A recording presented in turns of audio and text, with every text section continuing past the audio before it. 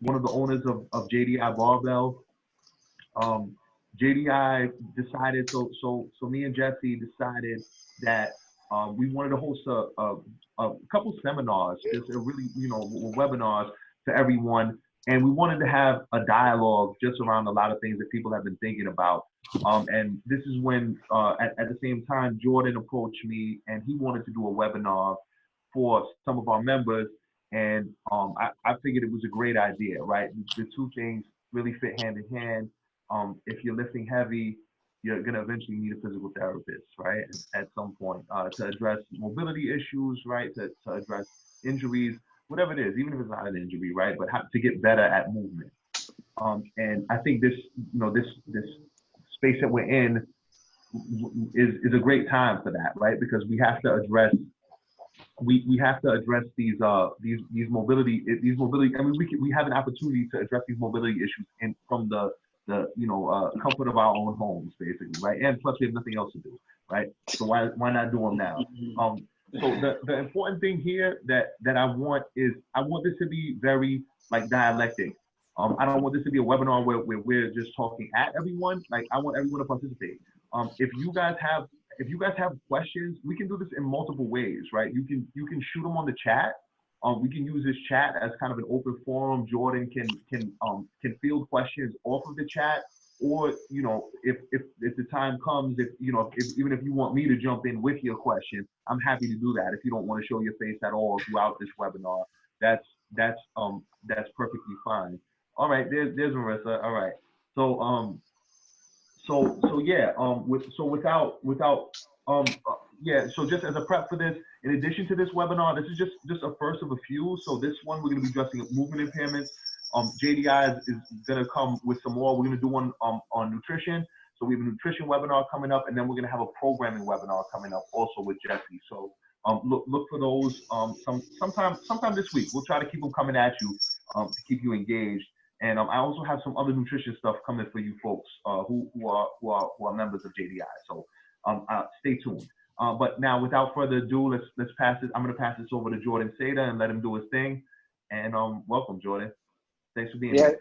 Yeah, I'm thrilled to be here. I'm excited to see what you and Jesse also come up with in terms of other content to help your members and just the community as a whole during a time when we're kind of just like confused. We're in a place where we've never been before, and we have to adapt to just a lot that's on our plate that we never anticipated. So like Alex said, whatever you guys need to do in terms of, what is that?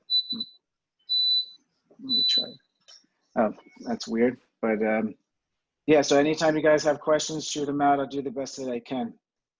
All right, but at this time, I'm going to share my screen because I have a presentation. Okay, so hopefully everybody can see me. And if you're not talking, just mute your microphone if you can, just to avoid any background activity that might be going on.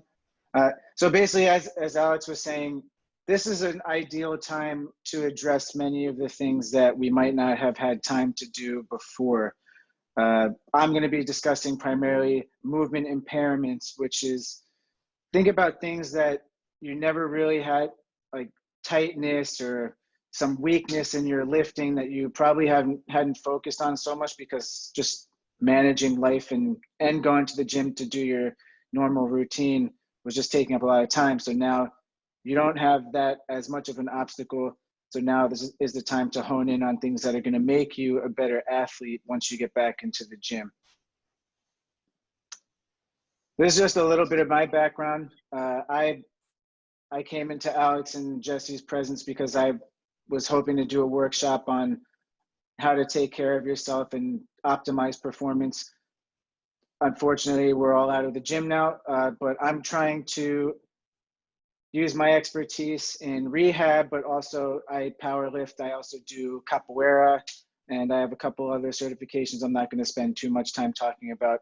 Though I do get that I look like Nick Jonas quite often, and I don't know if that's the case, but I get that often, and that's one of my credentials I felt like throwing in there. So trying to delve in all of my expertise and offering you guys some ways that you can take care of yourselves at this time. 2020 has really sucked so far, really sucked. And I start with the passing of Kobe Bryant, his daughter, and a few others in the helicopter crash in February. So many of us thought that was pretty bad. It was going to be the worst of 2020, and we would just move on and figure things out from there. Until obviously everyone knows about the coronavirus and what it's done to our lives, and especially in just such quick succession after Kobe's passing. 2020 has really just been a year for the record books in not such a good way. So I think we would all like to have a do-over, but unfortunately we can't, and we have to kind of figure out how to move forward from here. One thing that you should think about when we're in this quarantine and we're not able to be as active. So appreciate that there are some challenges here. The gyms are closed. We've adopted this policy on social distancing. We can't really hang out with many people. If we have children, they're being homeschooled right now. All of our jobs are pretty much at home unless you're deemed an essential employee. So our lifestyles have changed considerably. However, because of that, and we may not be so caught up in tasks that we had dealt with before, we have a lot of opportunity. And I want to talk a lot about the opportunities we have here because it might give you a positive outlook on a ominous situation, which is what we're going through right now. So maybe this is a time to learn a new skill. Maybe you always wanted to learn a new language. Maybe you wanted to learn how to be a better chef. Maybe instead of powerlifting or weightlifting, you wanted to try another form of exercise, and now you have the time to do so. Apply some energy into that. Maybe you weren't eating as well as you would have liked before because of time or other things in life. Maybe you have the time now to focus a little bit more on your nutrition, which Jesse and Alex are going to delve into in another webinar, just to build on that. What I'm going to be focusing primarily on are mitigating the loss of your strength gains and improving flaws in your lifting.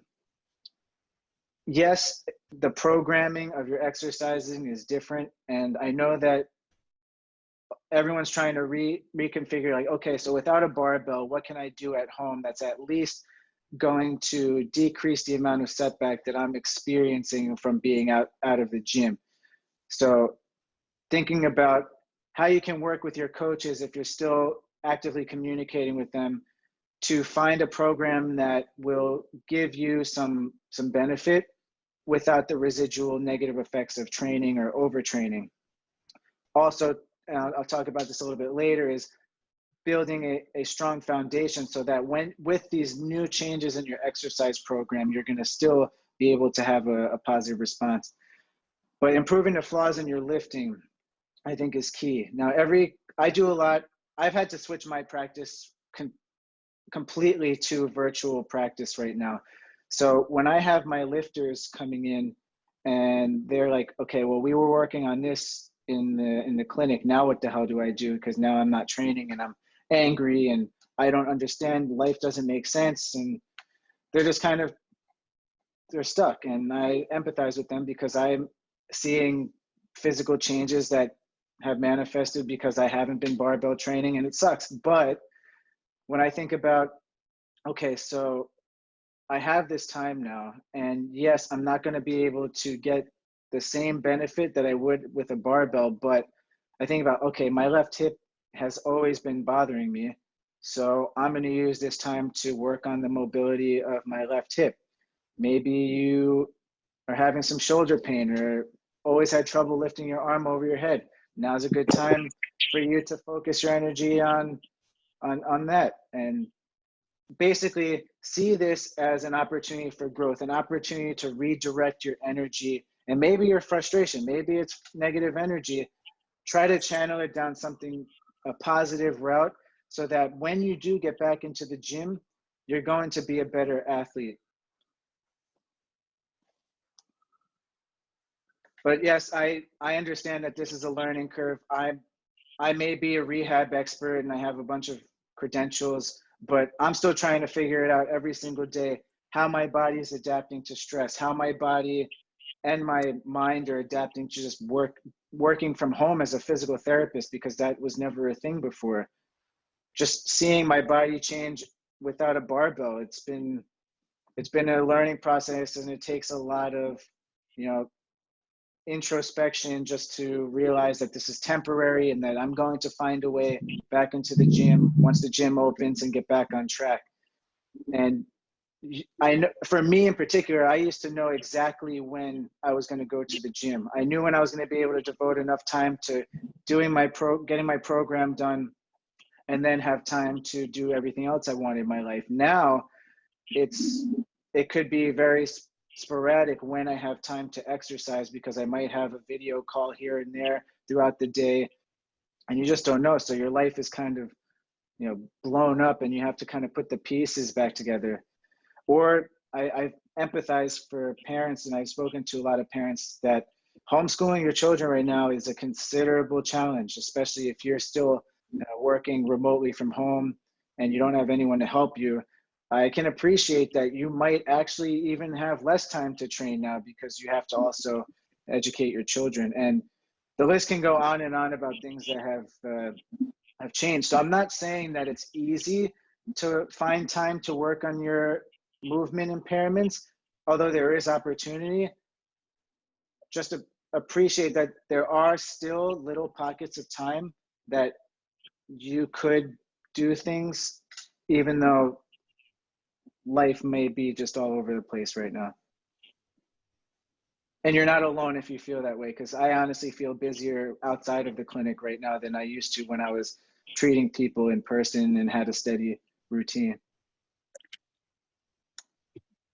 So I put this here because this is what I like to use to help people appreciate what their capacity is for doing work. Their capacity is to accept load, which could either be through means of exercise and just life. Like if you have to carry a bag, if you're, all of that is load.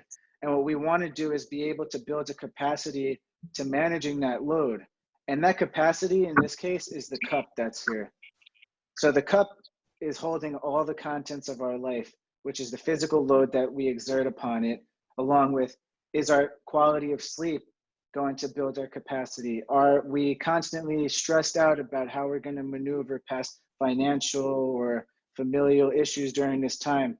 And are you constantly worrying or fearful that things are not going to work out? That's going to reduce your capacity for exercise.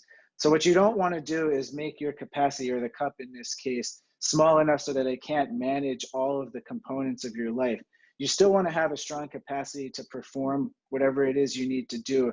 So really use this as a means of reconceptualizing how you manage all the factors in your life. And I like to use this to help people understand that don't let the contents of your cup overflow, meaning that your capacity can't manage everything that's coming your way. Because usually that's when pain occurs, when everything that's loaded upon us exceeds our capacity. And it's a little bit easier to appreciate when you have a barbell with you and you're exercising in the gym and you could be like, okay, well, maybe I just lifted too hard. Where now we don't have that excuse, but it doesn't mean that you can't have pain, because now you change your exercise regimen and you change your sleep patterns perhaps. So just something to keep in mind.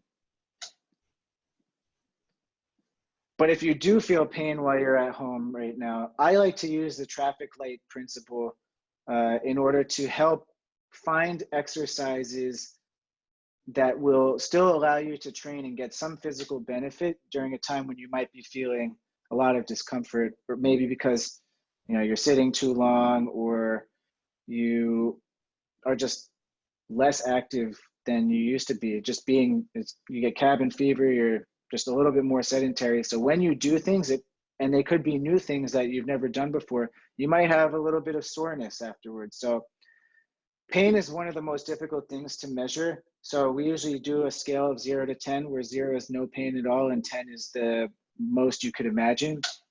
I'd say for all of us, if we're feeling pain while we're at home, or even when you get back into the gym, these principles will still apply. you want to ensure that you're working anywhere from a 0 to a 5 at most.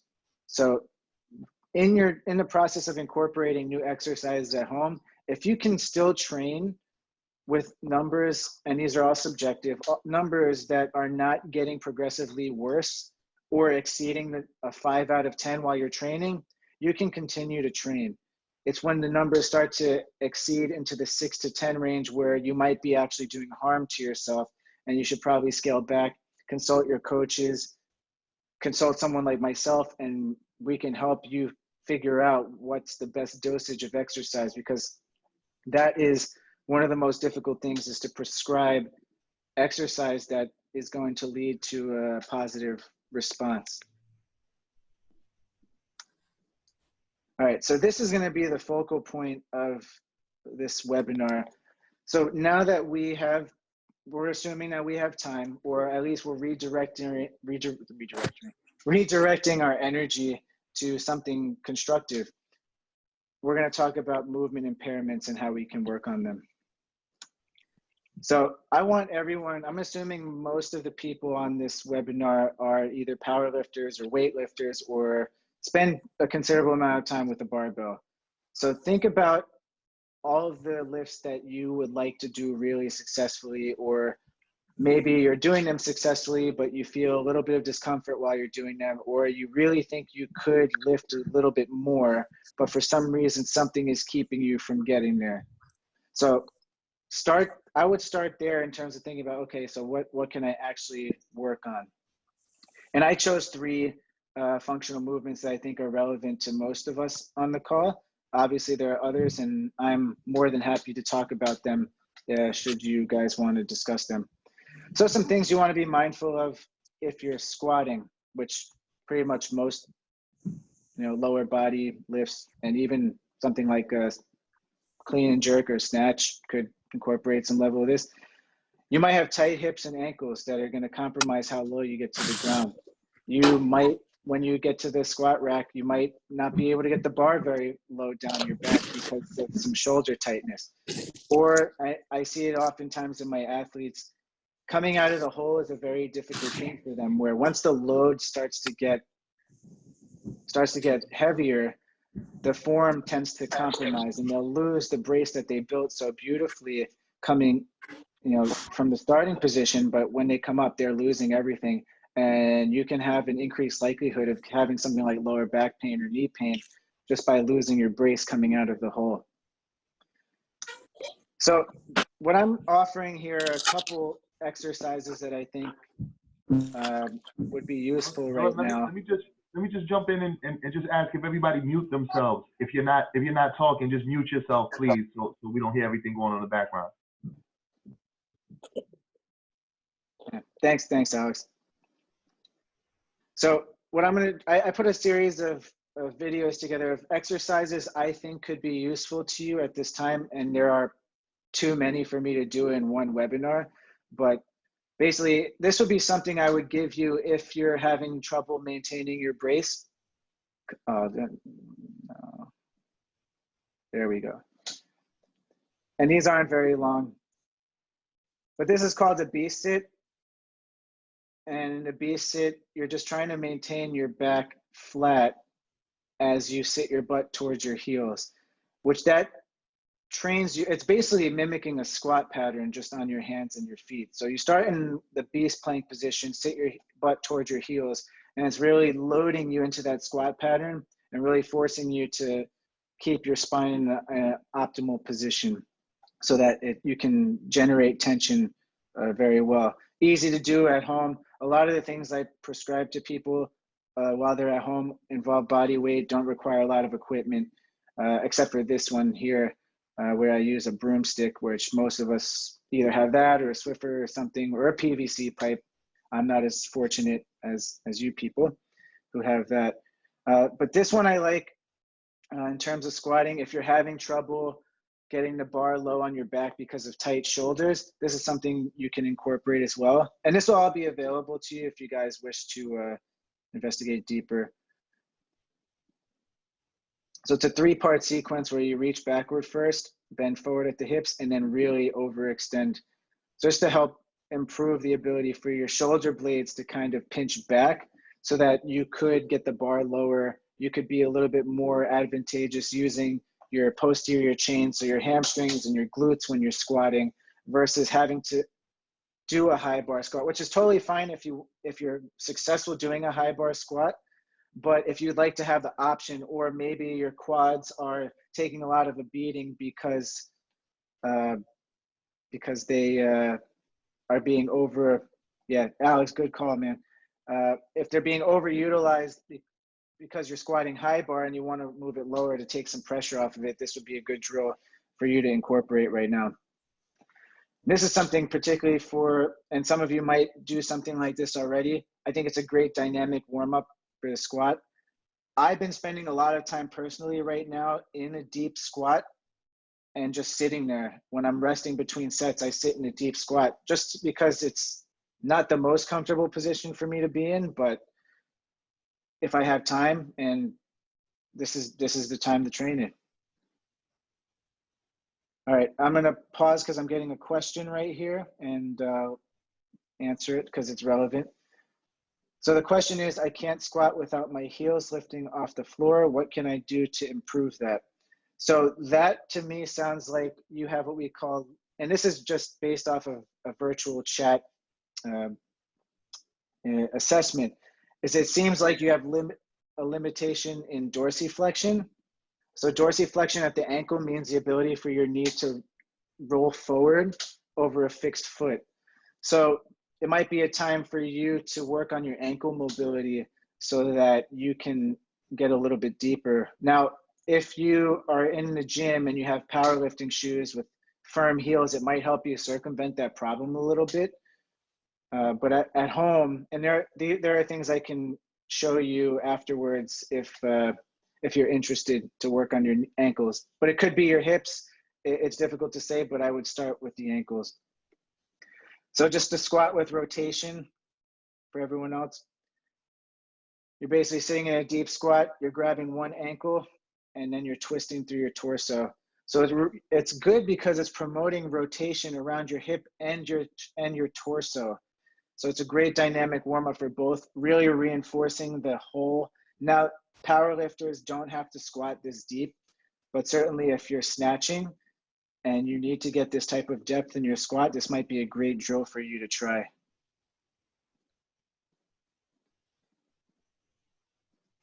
Okay, I just got another question about positioning for front squat. Do you have any recommendations for opening up the chest / back properly for that? My first instinct would be to check out the length of your lats, because if you can't get this relative position here, it might be worth addressing the length of your lats. So like some sort of lat stretch, which actually, if you hold that thought, it's coming in a couple of slides. But if that doesn't seem to fix your problem, we can talk about that a little bit later, just so we can keep rolling right now. Great question so far. Hey, Jordan, can I ask a quick question? Yes. The one right before this one with the broom handle? Yes. That's, how do you do that like 10 times, or do you keep it stretched up? Or like, how would you recommend doing that? So I think, first of all, comfort has to be taken into consideration, so that if you are doing 5, for example, and it's really bothering you, first so to say like how many repetitions you should do is difficult to say. I think as a dynamic warm-up, you first want to focus on, okay, what's my range, where are my range of motion limitations here? And appreciate that, and only move through something that's comfortable, only move to a range that's comfortable. But in terms of how many reps you need to do, I would say I would do a minimum of 10 here. Depending on how much of a focus you want to emphasize, you could do 2 sets of 10, you could do 3 sets of 10. It depends on how important this is in your program. So if this is a primary focus to you, I would definitely go more towards 3 sets of 10. If it's just something that you like to do to warm up, then you can go to the lower end at maybe 1 set or 2 sets. Perfect. I got it. Yeah. Nope. That's great. Thank you. Yeah. And if you want to spend more time talking about it later, more than happy to. Wonderful. I don't know where these. These random yellow lines came out of nowhere. It's really weird. So disregard those, sorry. So I'm going on to deadlift and swing deficits. I kind of incorporated them both. In the same. What's up? So I incorporated deadlift and swing in the same category because they both involve a hip hinge, which is a fundamental movement for picking things up, particularly heavy objects, and things off the floor in our homes. So some of the things that you could work on or consider is, do you have a weak lockout? Meaning when you're coming all the way to the top from lifting the bar off the ground, are you losing your ability to generate force there because of maybe weak hips or something? Are you taking too much brunt from your lower back because your hips are tight and you're leaning forward a little bit more? Now, this is commonly seen primarily in conventional deadlifting, but definitely not, it's definitely seen in sumo deadlifts as well. Or maybe you do such a great job starting with tension in your legs, but then your foot placement gets altered, or you lose the tension that you build in your legs, you lose the tension that you build breaking the bar in half. So you're not able to generate as much force because there's a flaw in your performance. So maybe something you want to work on at home. These yellow lines are really bothering me, but I guess hopefully everyone can look past it. So this is one of my favorite. You can't see the yellow lines, just so that you know. Oh, then I trust me, I haven't taken anything. I'm seeing a screen with yellow lines, but I'll take your word for it. Thank you. I can see the yellow lines. That's funny. I see what you're talking about, but they don't bother me. Thank you. Okay, so this is one of my favorite drills, which is called the Shin Box, because this really forces you to use your hips. You don't have a choice but to use your hips here.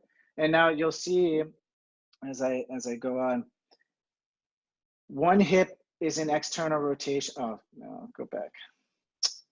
One hip is an external rotation and the other one is an internal rotation. In this particular video, it's just the front hip that's an external and the back hip is an internal.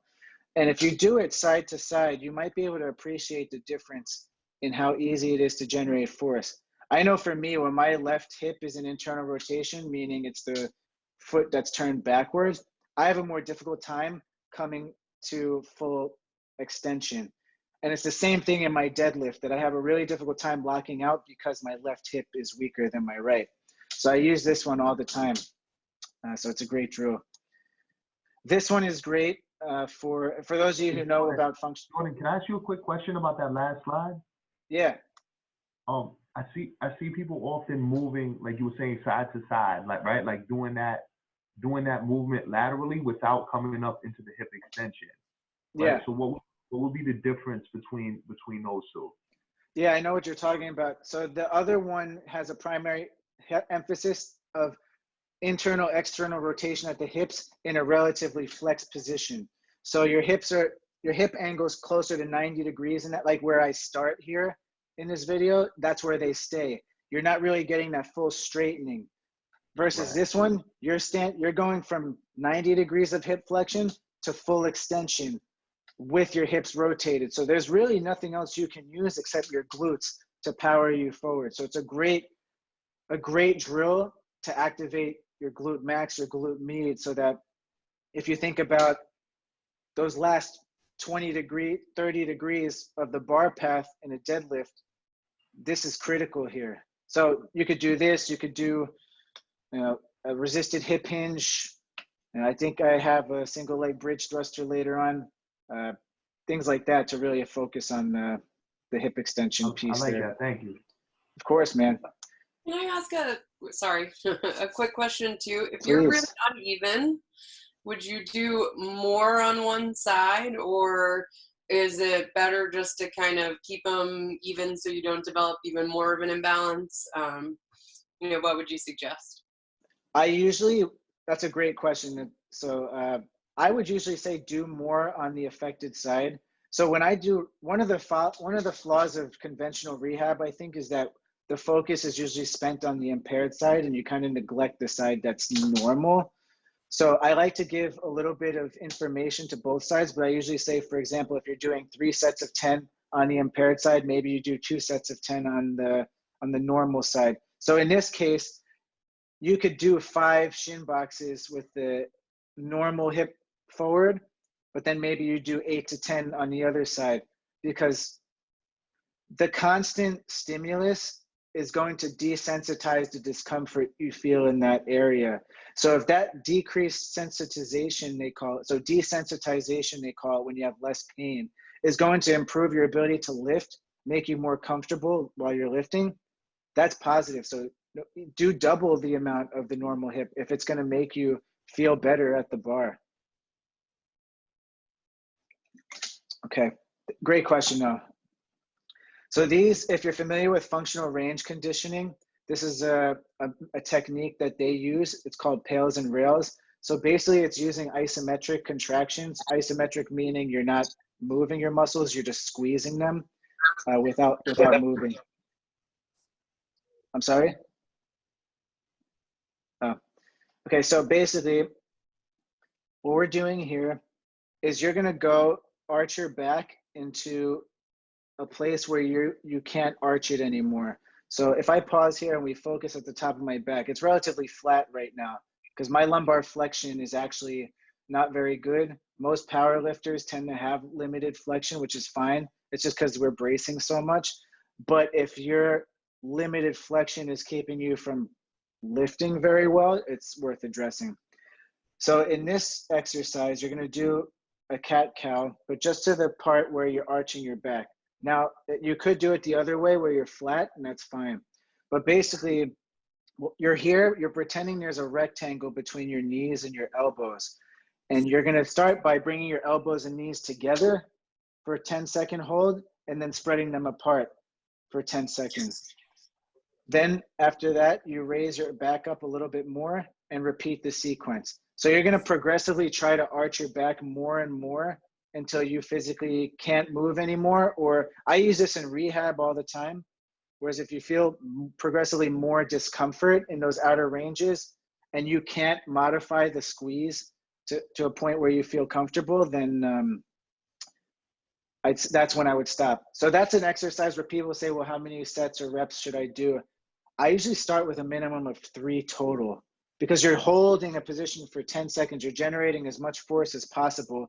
It's certainly not something I would do before I lift. But now that you're home, or at least home more, well, you should be home more often, now's the time to focus on these. But certainly not something I would do on deadlift day. It would be something I would do outside of the gym.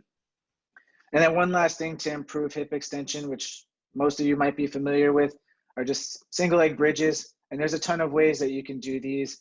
Right here, I have my toes up because it's placing more of the emphasis on my hamstring and my glute on the left side, and really forcing me to use those muscles. A lot of people, when they do bridges, they overarch their back, which is not an ideal means of muscle recruitment and gaining hip extension. But if you're having trouble finishing that deadlift, or you're using too much quad because you had to do sumo and you're relying too much on your quads, this is a great drill to help get extension and biasing one side versus the other. Now you can do this with your back on a bench. You could do this on an unstable surface. You could do this with your foot on a bench. That's really hard. If you guys want to really fire your hamstrings, that's a great way to do so. Any questions, guys? I don't know if I'm breezing through this too quickly, but I just want to make sure everyone's accounted for, and because I have a tendency to talk a lot. I really seem to like the way my voice sounds. I've heard that I have a very soothing voice. It's very like monotone. So some people say I have a really soothing voice. I just like talking. So the last thing I'm going to talk about is overhead pressing. You can do some of these for bench pressing as any sort of chest pressing as well, but I find that a lot of people have difficulty with overhead positions, and I think they're pretty easy to train at home. So segueing into possible deficits, I think having a limited ability to reach over your head, or your limited ability for your torso to bend backward, so your mid back is a little bit stiff, and limiting your ability to get a bar over your head. Sometimes when you're pressing, some people don't realize that it's less of an actual shoulder press and more of like pushing yourself away from your shoulder, because you don't want the emphasis to be on just pushing through your shoulders. Then I'd be a character on Jersey Shore. I'm just fist pumping. I am from the Jersey Shore, so I get the negative rap all the time. But you really want to use your whole body to propel a weight forward, upward towards the ceiling, instead of just using your shoulders. So thinking about that. And then once the weight is overhead, can you actually manage carrying a decent amount of load over your head? Or once you get it there, your shoulders are not stable enough to keep it there. So certain things to keep in mind. So to that question I had a while ago about opening yourself up for a front squat, this might help you. So basically here, I'm sitting into a child's pose with my elbows on an elevated surface. It's my broken couch, which I'm tossing in a month anyway. But so your elbows are rested on an elevated surface. You're sitting your butt back into child's pose. My limited lumbar flexion is seen here, definitely.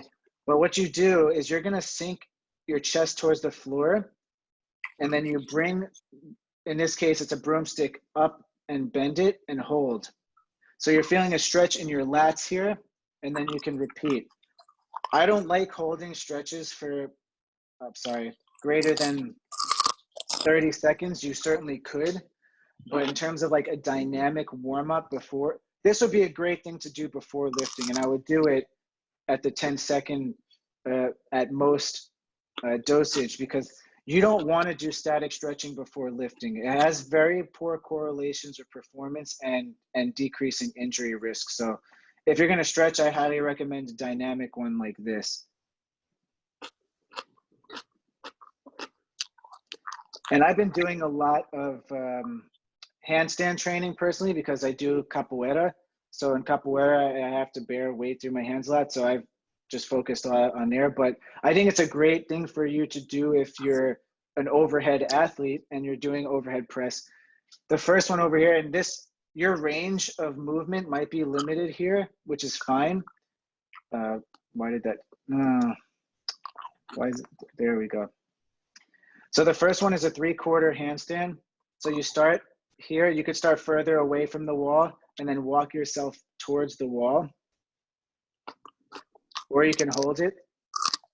Let's see, as now I'm progressively walking closer to the wall. So it's kind of replicating the position that my arms would be if I had a barbell over my head. So it's a great way to continue working on overhead movement. Like I said, you don't have to walk this far up the wall. You can stop sooner and just start to build your tolerance to having weight over your head. It's not exactly the same, but it does give you a sort of compressive force into your shoulders that's similar to a barbell. And on the right side, there's just I'm lucky I live fairly close to the Intrepid. It's a nice spot to take video. But I can use downward dog with excessive movement to bear more weight through my shoulders. I could ascend onto a tippy toe on one side and really just progressively put more and more weight through my shoulders just to build the stability in how I can hold the bar overhead. This is one of my favorite drills that I use all the time. It's great for bench pressing, but also great for overhead pressing, and I'll explain why. So what you're gonna do, this is not the one I wanted to have. I put the wrong video on, sorry. So basically, you're gonna punch into a wall, and in this case, the right hand would be the one that would be pressing the weight overhead. So you're getting a lockout on the left side, and because you're kneeling, the only thing that could generate force is your right side to push the weight over your head. So you can't really overutilize your shoulder because you're really locked in everywhere else. You're creating a nice stable foundation between your shoulder on the left side that's punched into the wall. You're digging your foot firmly into the ground with the front foot.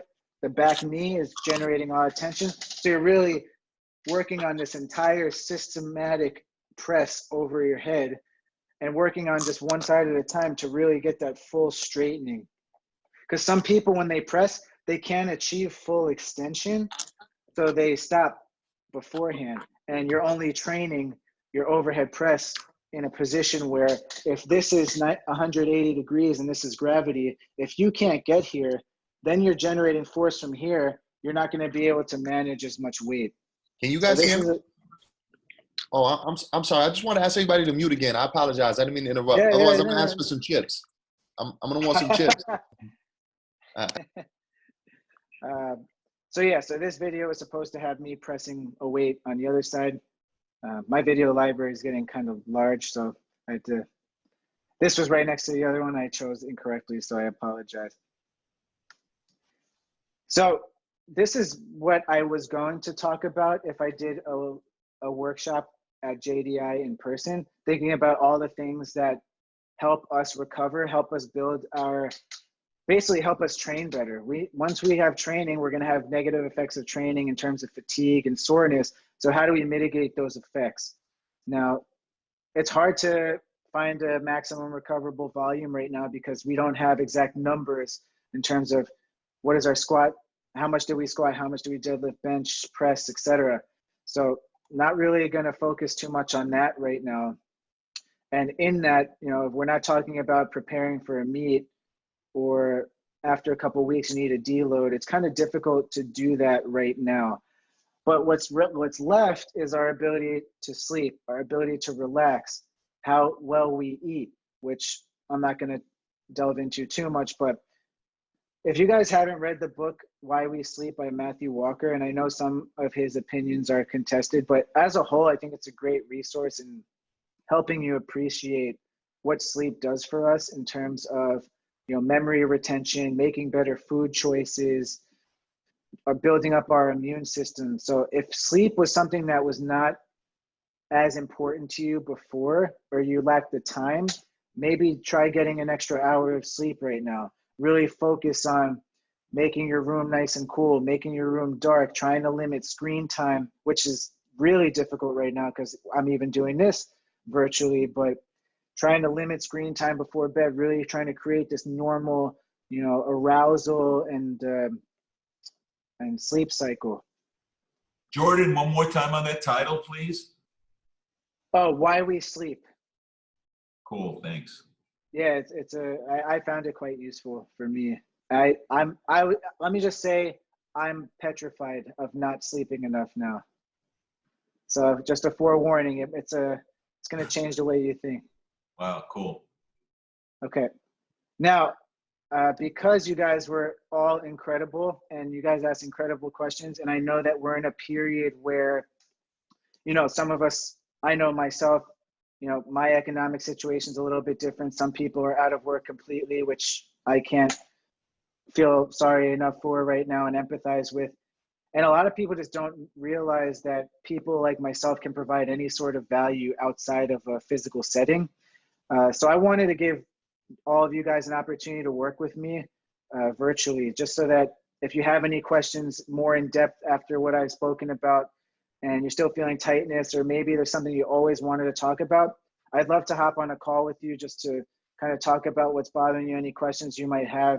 And I just want to demonstrate that, you know, there's a lot of potential to still get high quality coaching and guidance, even though we're going to be stuck at home for the foreseeable future. So if you're interested, please message me after this and we can coordinate a time to talk. How would we get a hold of Let you? me message you. Oh, there it is. Okay, got it. Boom. This is how you get a hold of me. That's me eating a cider donut during Halloween season. I don't know why I put it. I just thought it was kind of funny. But that's who I am. I'm a goofball. I like to say and do random things that make people laugh, make myself laugh. But these are the ways that you can contact me. I'm pretty accessible, and right now I'm doing a lot more virtual stuff, and I want you guys to be a part of the journey of the abstract physio. I look forward to being more immersed in the JDI Barbell community. The minute I knew this was a possibility, I was so excited. I was like, we talked about doing a workshop so long. Now, what better opportunity is it than when we're all in quarantine, we're all looking to stay connected? Because this is even how I talk to my friends now. I do webinars, and honestly more connected to some of my friends than I used to be. So I've really kind of enjoyed this. But at this time, that's all I have in terms of the presentation. I'll leave this here for a quick second so you guys can jot down my information. And then I'm going to stop sharing the screen. I'll show my face, and then we can just have a dialogue. Yeah, Jordan, can I jump in? I just want to say something real quick. So first, Jordan sprung this on me, right? I didn't realize that he was going to be offering this to everybody. So this is very cool, and I appreciate it. I'm just, not just for myself, but on everybody else's behalf here. So thank you. And I just want to say something about Jordan, just so everybody knows, is Jordan is a real hustler, man. And he's been really inserting himself into this strength community and has been around and showing up and, making himself available and wanting to do seminars. So, give him a shot. I know I will. Yeah. Any other questions, guys? Yeah, feel free. I'm an open book. You can ask me about anything, even if it's not rehab or movement or pain related. Anything I could do to help you guys pick my brain. I have a question, just kind of a broad question, Steve. Is pain something that an athlete needs to live with for the rest of their life, or is it possible that you can heal it? Yes. Well, the first answer is no, they don't have to deal with it. I think there's just, when we're talking about a professional athlete, there's no, not pros, no, yeah, just but people like us. Yeah. So my answer is changing the way you think about pain. Is pain something, first of all, pain is just an alarm system. It's just basically telling you that something is wrong. And we know now that there's so many factors that go into why we experience pain, that addressing those factors, like for example, if you're sick, the likelihood that you're going to lift the same weight and not have tissue injury is going to be worse, right? It's just you're not going to be able to lift as well. And if you try, you're probably going to hurt yourself. Or if you have a really stressful day, we know that, all these other factors, I'm getting a little bit too scientific right now, so stop me if I am. All these factors overlap in our brain. So we have to address all of these factors so that our body can actually perform at its finest. So we need to set our bodies up for success so that the likelihood that we experience pain is decreased. We can't prevent pain. We can't prevent injury. All we can do is play with decreasing likelihoods. It starts with skilled programming. It starts with being true to the sensations that your body's feeling, and building a big cup, building your capacity to perform. So it's not something that you necessarily have to deal with, but I can't say that being pain-free is something that you should aspire for. It would be, let's face it, like you can step awkwardly off of a stair and feel pain, and out of nowhere, your relatively pain-free life is now painful. So in terms of like performing at the gym, you can perform with less pain, and that could be guaranteed. Whether you feel some pain, I think what's more telling is what is your ability to recover from those setbacks, and are your setbacks going to be small ones versus a back injury that keeps you out of the gym for 3 months or 6 months and has really changed the way you perform, versus like, it hurts 2 weeks and now I'm back to where I was. Those are the victories I think you should look for. Great, thank you.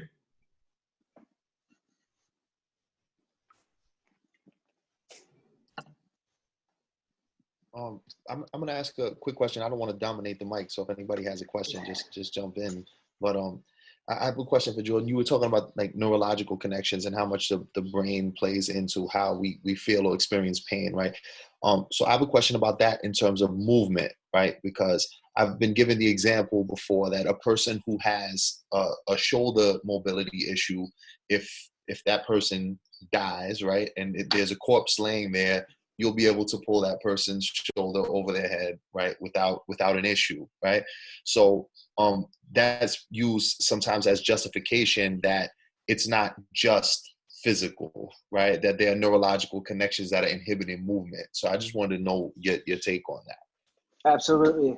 So we get feedback from many different ways. All of our tissues, our joints, our ligaments, our muscles, all are giving us information in real time based off of where our bodies are in space, how fast we're moving them, how much tension we're storing in the so for example, if you have a shoulder injury and then you start and you can like lift it here, after a while it's gonna be like, oh fuck, oh fuck, oh fuck, oh fuck, and then after a while it's gonna really seize up on you. And pardon my French if I'm not allowed to be profane on here. So, but eventually you get to a point where your body is gonna say, stop, like I had enough. Although you can circumvent it, there's an initial response. Your body's trying to protect itself. So you have to play around with, okay, how do I gradually build my tolerance up to getting my shoulder here? So a lot of the comparison to the dead person is the dead person doesn't have this feedback mechanism that's going to prevent them. It's just strictly on tissues controlling the movement, whereas we have subconscious controls that are going to control our willingness to, because we can get all the way here. It's just our body's perception of, are we doing damage here, is what we have to play with. And that is driven from the brain.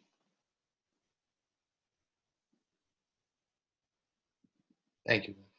Yeah, I love talking about, I'm like a science nerd. I love talking about this stuff.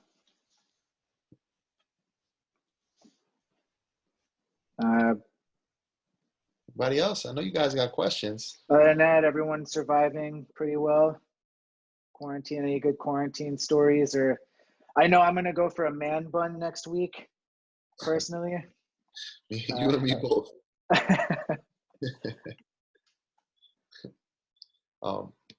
All right. Yeah, I mean, if you guys come up with any questions after this, you guys have my contact information, or reach out to Alex to get in touch with me. I love talking about this. This is my passion, to help people move and move well, especially at a time when we're all still trying to figure it out. Please use me as a resource. Great. Jordan, thank you so much. Thanks for this, and just everyone stay tuned. Again, we're gonna have a series of webinars. I'm definitely going to be doing one on nutrition very, very soon. And I would like that one to be super like dialogue oriented. I would like people to ask questions. I would like to go back and forth. I would like to have some fun on here. So just stay tuned, and thank you everyone for coming in. Jordan, thank you so much for offering us all a free session, and just for, giving us all of this information and things that we can do while we're cooped up. Thanks, everybody. Yeah. Appreciate you guys. Thank you. Appreciate you. Thanks for coming, everybody.